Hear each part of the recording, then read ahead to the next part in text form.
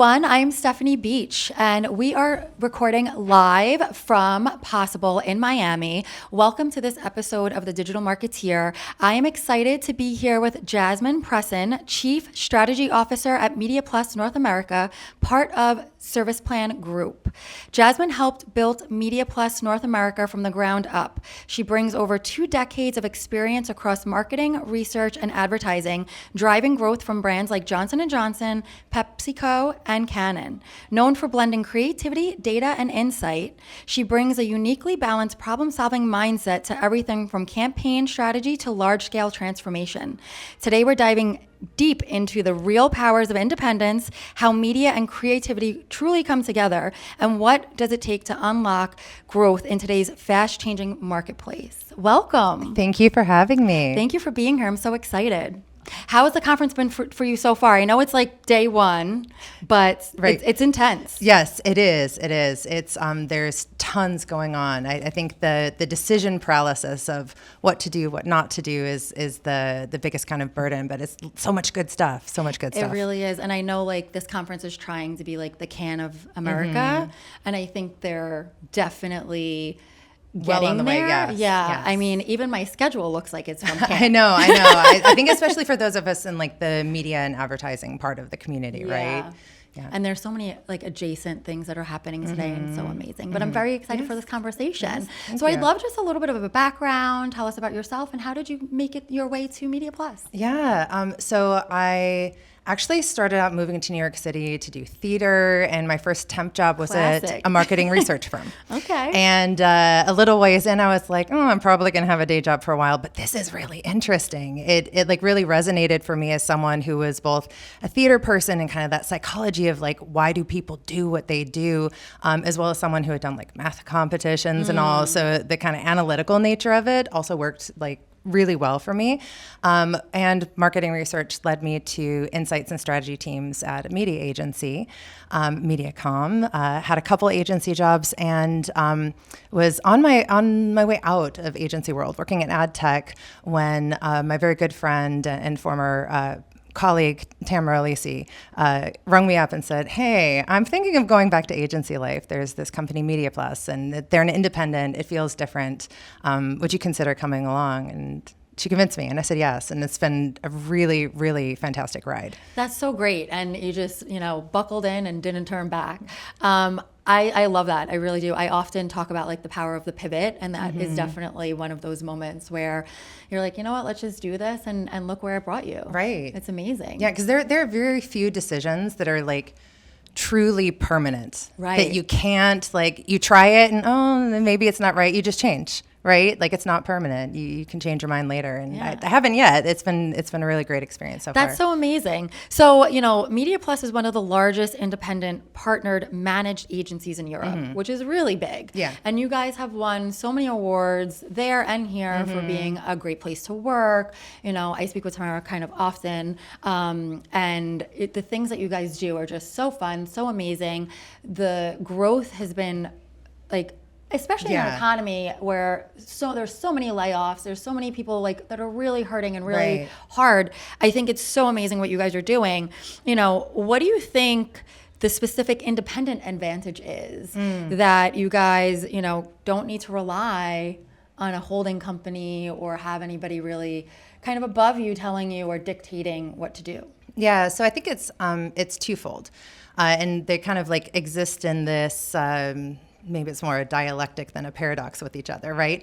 And the one is the fact that being independently owned and partner owned allows us to be thinking much more long-term in terms of the growth of the company. We're not portfolio managers holding a bunch of companies looking to extract as much short-term gain from it as we can. So we're able to make much more long-term strategic decisions, I believe. And the flip side of that is that we're able to be much more adaptive. right? Because we're not, these behemoths that are built around these incentives only for short-term gains. Yeah. So we're able to build more quickly, test more quickly, because that sense of immediate risk of like short-term losses is not as intense, right? Right. So I think what our client partners get out of that is our real commitment to long-term relationships that drive their growth, as well as an ability to be really adaptable, which I think right now with AI and such is extra important, right? Yeah, definitely. And I feel like being adaptable is such a good way to be, because there's so many things that come up and so many things that change and things that your clients need, but also things that your employees need, Yes. things that your team needs. And sometimes, not being able to be flexible or adaptable is where you lose some of that culture and some of the good people and some of, what makes you. And it's really nice that you're able to keep that integrity when sometimes it feels like the rest of the agency world could be falling apart around you. Yeah, no, absolutely. And I think one of our superpowers as a company, especially here in North America, but I'd say for our whole global network, is really understanding at the end of the day, like we are in a people business. Yes. Our people are our main product. No matter how much we, I feel like it's very far off in the future where media planning and advertising in general is going to be like agent to agent when it comes to the agency and client side, right? So there's always going to be people who need to have the confidence to make certain decisions, and they'll have that confidence through like humans who are partners with them, even if we're AI enabled and using that to make smart decisions faster, to reduce the kind of slug work that's like the downer of the job. And I feel like I've been so impressed with our teams and the way that they've been using AI to reduce the parts of their work that had real friction to them. So that they can spend more time on the really fun, creative stuff and relationship building with our clients and such. Yeah, and that part of it is what AI can't take. You still need that relationship. You still need that human in the loop. I talk about that often, and I own an independent agency as well. Maybe one day I'll be as big as MediaPlus. But I say that all the time, like human in the loop is so important, and it's really something that we need to kind of focus on. AI is great. Embrace it. You have to. Yeah. But you also need to remember that it's a relationship business. Absolutely. And people come first. So I love that. So you guys spoken a lot about the convergence of media and creativity. And I love that too, because obviously doing this allows me to be creative as well. And yes, media is more analytical, but how are you bringing those two together? And how are the two departments like working together more so than just like a collab or like an email together? Right. Yeah. Oh, such a good question. So I think of this kind of like, this I feel very reductive, but if media is the distribution channels, we're like the plumbers and the engineers of all of that. And if creativity is like the water, like we have to understand water to be good architects of plumbing systems, right? It's so much more fun than that, even though, plumbing could be really fun for plumbers. I see a real resurgence of the trades that's going to be coming. But anyway, back to the main point. It's about really understanding each other's disciplines, respect for each other's disciplines, but also understanding that at the end of the day, the consumer's ad experience is not separated where they see what's the media portion of this, what's the creative portion of this. They're just having an integrated experience. So we all are very committed at MediaPlus to planning in that kind of way as well.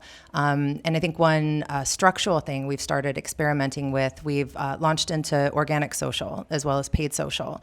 And for our client partners, where we're able to offer this full social kind of experience for consumers, like we're doing on Chiquita, it is just so much more impactful in terms of the efficiency we're seeing with paid media, the engagement and follower growth we're seeing with organic, and it's so much more fun for our team too. Like they're really loving getting to, be really nimble and engage in conversation around both the content and the paid distribution, the audience targeting, but also like, is this post worth putting paid behind or not from an organic standpoint? Really thinking of it in a truly coordinated way. I really love that. And I think it's so important. And And I think, something so simple yet so hard, right? Yes. And the reason why it's so successful is because it makes sense. Yes, no, exactly. And it's like, why aren't more people doing this? Yeah. If you have a media and you're trying to hit a certain audience, you need to speak to that certain audience and relate to them with the creative. It's almost a no-brainer. Yeah. No, I think there's like a great kind of convergence and collapsing in on itself of media channels that between organic and paid, that as an industry, like we really have to embrace that's how people are consuming media. And so we have to take a different kind of approach that's not based necessarily in our existing commercial models, but in like true real world consumer behavior. Yeah, for sure. With the rise of retail media networks and the agentic era, as I guess we're calling it now, how are you positioning MediaPlus and your clients to ensure that your clients remain, machine readable and discoverable, but keeping humans in the loop as well? Yeah, so I think this is something that is very much developing, right? And I think one of the main places that we are focusing is what is, again, that kind of integrated content ecosystem, even looking at something like organic social, right? When posts on Instagram, TikTok, YouTube are getting pulled in as sources by the large language models. Our organic social now has a completely different role and purpose that's not an either or, but an and situation from how we had been using it before.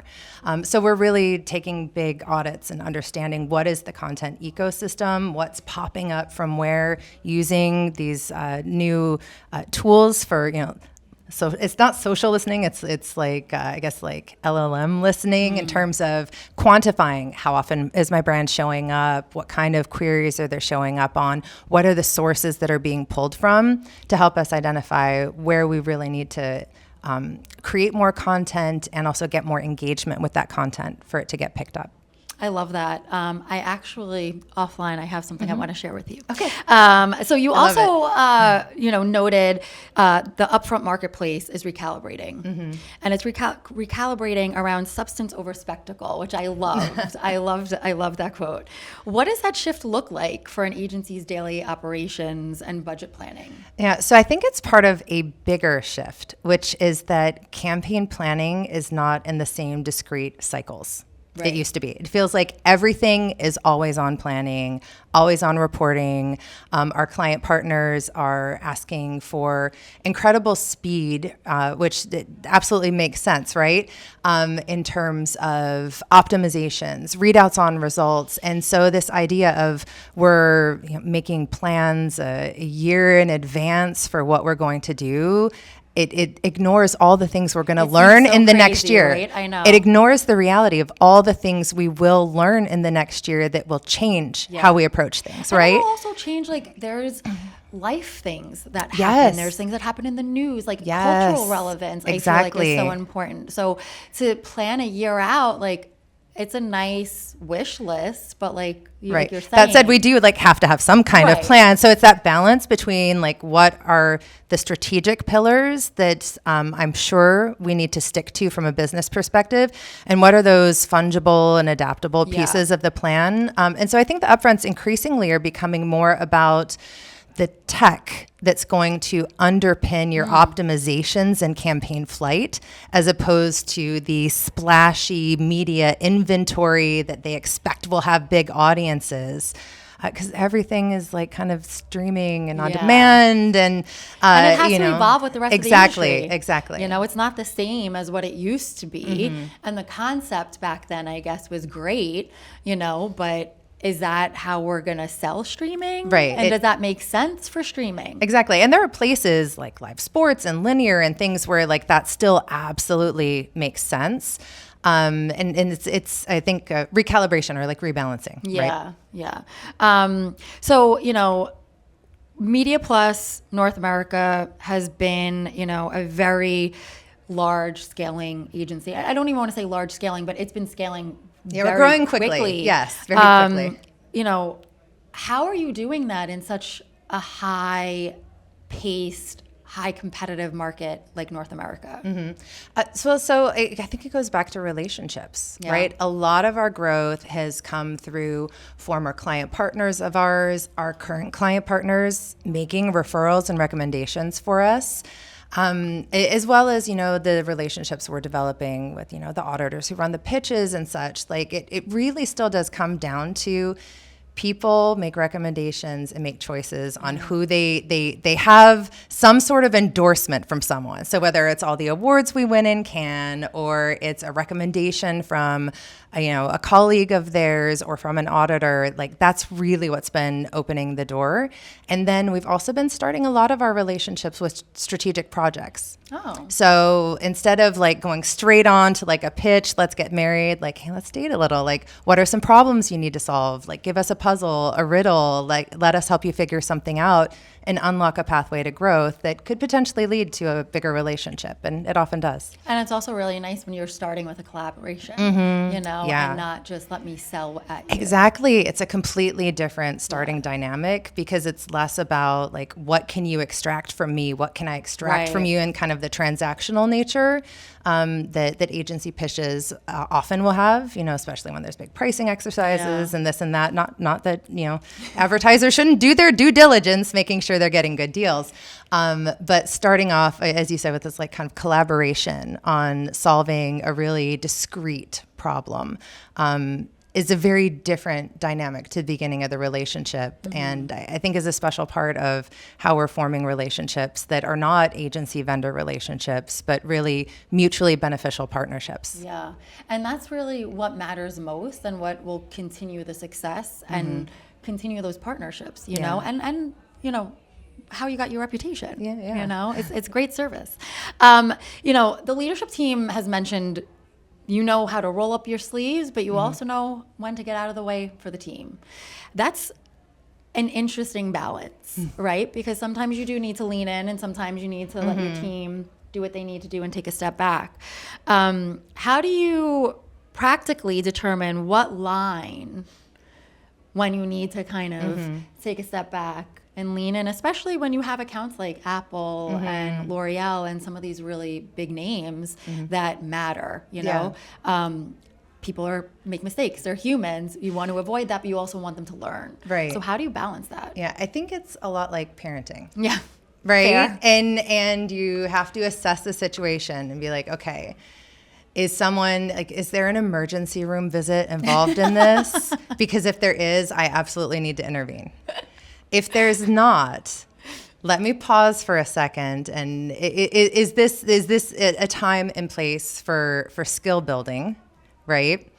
Is this something where like my team is going to learn it better through experimentation? This is something I sometimes struggle with. I was actually just yesterday with my kids, like having to stop myself when I was trying to, tell them stories of how I got injured or this or that, so to keep them from doing things, and realizing that like, again, if it's not an emergency room visit, like let them discover what does and doesn't work. And when you create that space, not only do they have more confidence, more ownership, and also like the skills are stickier, but you also open a door for them to discover ways that maybe you hadn't thought of to do something. And if everything is just like very directive and very hands-on, and you're really like guiding every single bit of it, like there's no room for that. Yeah. And that's really, I like that. And that's really nice too. I think sometimes as a leader, especially in a smaller agency, it's kind of hard to let go, or it's kind of hard to sit back and watch that. Exactly. And I also feel like we're at a stage of our growth where we are being forced to have to do that, right? Because there comes a point in your growth where you can't be everywhere. Exactly, you can't be everywhere. You can't be the only thing that holds together the glue, like be the glue for the culture, for the quality of the work. Like at some point, you have to start welcoming other people into that, letting go a little bit of control, but also refocusing yourself on what are the processes, what are the systems that we need so that my vision can be scalable without me having to do the work all the time. And that's hard. Yes. That's like, it's a different kind of skill. Really and it's one that your career up to here did not prepare you for necessarily, and you kind of figure it out as you go too. It's not like you could take a class. Exactly. Or, a Zoom or something. Right. So you also, both you and Tamara are very, big on women advocacy and pushing women in leadership. What is one piece of advice that you would give mid-level career, a director, say, who's struggling to make the jump to C-suite? Such a good one. There's like so many things, but I feel like the short answer would be, it's kind of cliche, but like walk into work every day with the confidence of a mediocre white man. Like, no offense to white men, but I think more practical and applicable is focusing less on perfection and more on visibility. Right? That last 10% that gets everything so perfect, which I feel like somehow as women, we've been like groomed to really be perfectionists and people pleasers and all of that.